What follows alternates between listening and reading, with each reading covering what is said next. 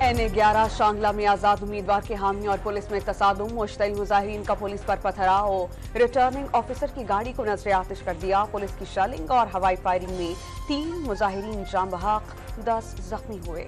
عام انتخابات میں زیادہ تر آزاد امیدواروں نے میدان اپنے نام کیا۔